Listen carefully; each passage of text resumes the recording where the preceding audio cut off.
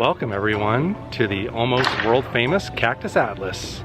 On today's episode we're in Tombstone, Arizona, about to check out one of our favorite attractions, the original Birdcage Theatre. It's part museum, part paranormal investigation attraction, and just overall an amazing piece of history. So if you want to find out what it's like, come with us. Let's go check it out.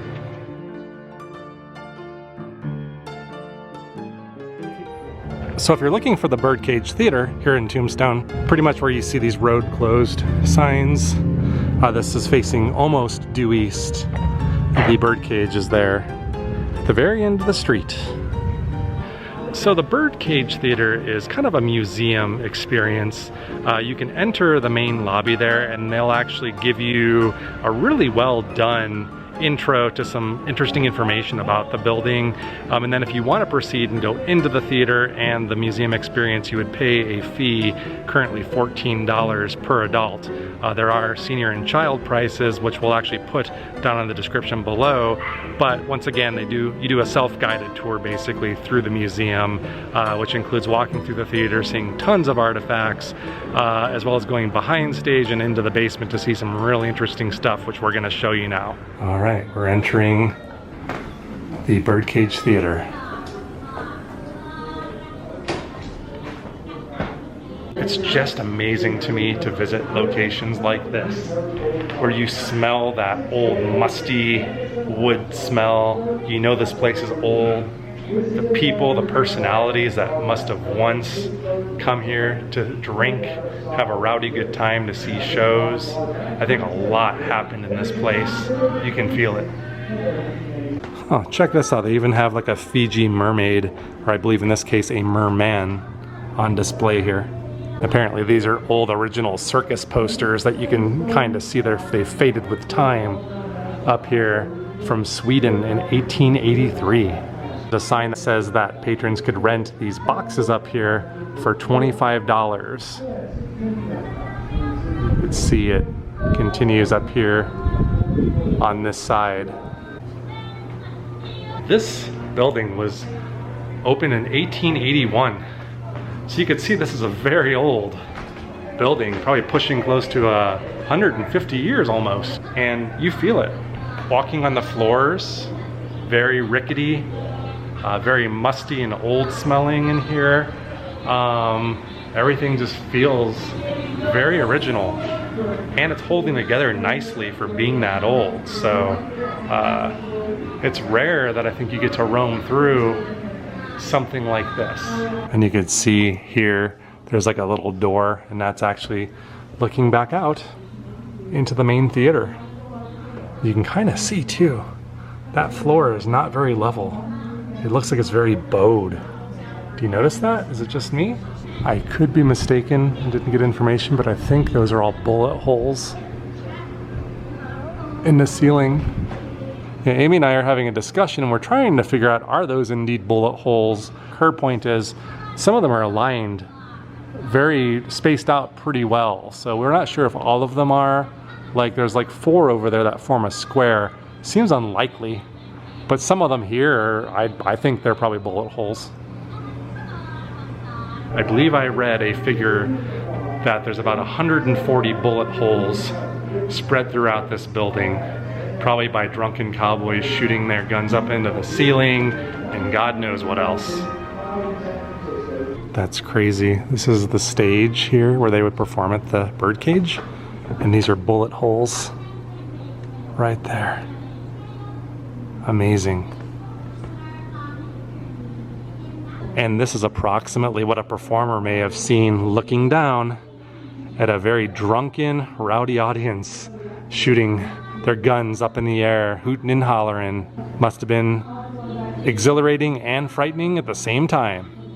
This is an interesting relic here. This is an original grand piano that's been in this spot since 1881 apparently. Now one of the fascinating things here for me is this faro table Legend says, or perhaps historical fact, I'm not quite sure, that this was the table where Doc Holliday and Johnny Ringo had their famous duel, which was very well portrayed in the 1990s movie Tombstone, if you remember that. One thing I would like to know more about, and if you know the answer, put information in the comments down below. How did they validate that this was the actual table? Not saying that it's not, just curious. Is it truly, historically, factually, the table? Or is it legend? One thing, if you're a fan of the paranormal, this is supposed to be a very haunted location, so I think they even do ghost hunts and little paranormal activities here at the Birdcage Theatre. If there are any spirits here, anybody that has a story to tell, do something. Move something, say something, tug my shirt, whisper in my ear, blow on my neck. I'm a skeptic, and I would like for a spirit here to change my mind. Are there any happy haunts here? I know it's daytime, and apparently you guys don't like to make yourself known at daytime. Make it known that there is a world beyond ours. Although Amy just gave me a look. She does not like when I taunt the spirits, although I don't feel like I'm taunting. I'm just inviting. A full-bodied apparition would be very appreciated.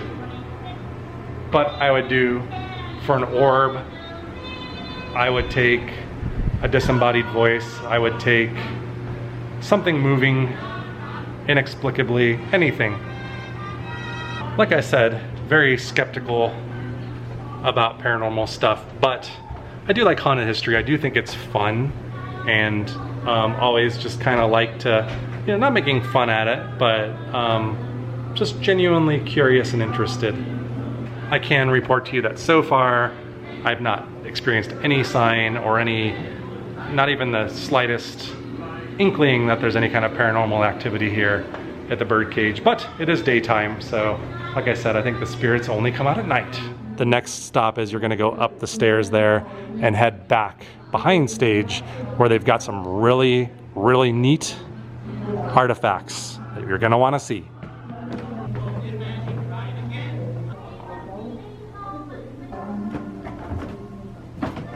Now, one of the famous things to come check out here is this hearse known as the Black Moriah.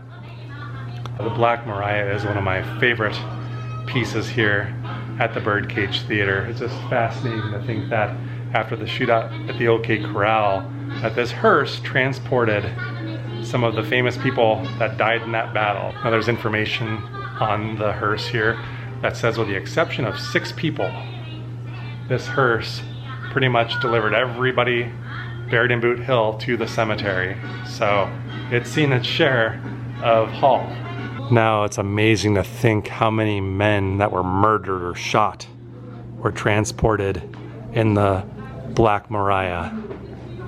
And we just paid a visit to Boothill Cemetery and got a real sense of how many men died through means such as murder, being shot, men that were probably transported in this very hearse.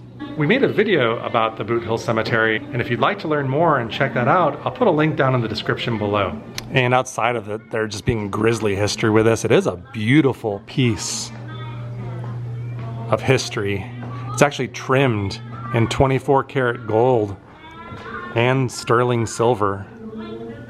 Absolutely beautiful. And this particular coffin was a, looks like it's a movie relic from the movie Tombstone. Whoa, that frightened me. I think they did that on purpose. I was not expecting that, to be honest. So going to now proceed from this backstage area downstairs, where there's some really cool stuff that you're gonna wanna see. Let's go check it out really quick. Okay, right next to the Black Moriah are the stairs to go downstairs. This is one of my favorite areas here at the Birdcage. We've got some ghoulish visitors back there, but apparently these are original tables and chairs from the 1880s. Yeah, down here in particular, You can really taste the dust, smell the antiquity down here.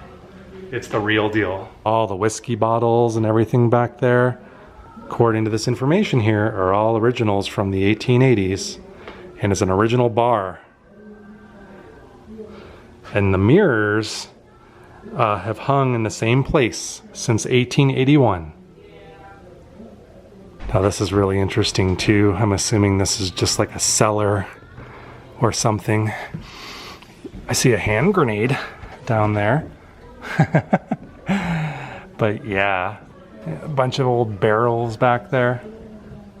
And you really can smell here more than anything the dankness and the oldness of this building. Probably the original creaky wood floors. Imagine crawling back there. And some of these rooms here would have been restrooms and baths for the gamblers. I assume this is where some of the ladies of the nights did their trade. Look at that. I just am kind of sticking my nose a little bit into this room, and you can smell the history. That is so amazing and a little creepy to think of what occurred in this room. Here's another one to see.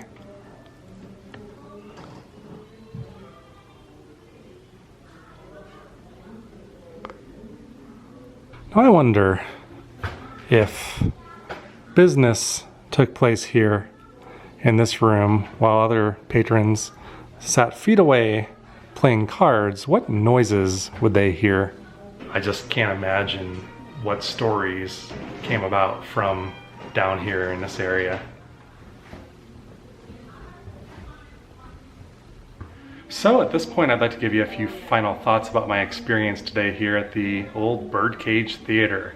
If you come to Tombstone, I would say this is my top #1 favorite thing to come visit here. I visit it every time I come here. As you saw, it's, I would say, part museum, but it's just kind of wandering through an old building that just has so much left untouched. The sights, the smells, it's just really a magical glimpse, a window into the lawless Old West past. Yeah, I don't really have too much to say other than you need to make it a point to come visit anytime you're near Tombstone. If you're new here, please subscribe to our channel, and if you like this video, give it a thumbs up.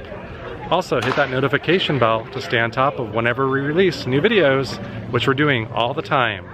Also, you can find us on social media at Facebook, Twitter, and Instagram under the name Cactus Atlas. Well, we gotta hit the road. We hope you enjoyed this episode. We'll be back to you again really soon with a new adventure, so stay tuned and take it easy. This is one of the original bullet holes here in the bar.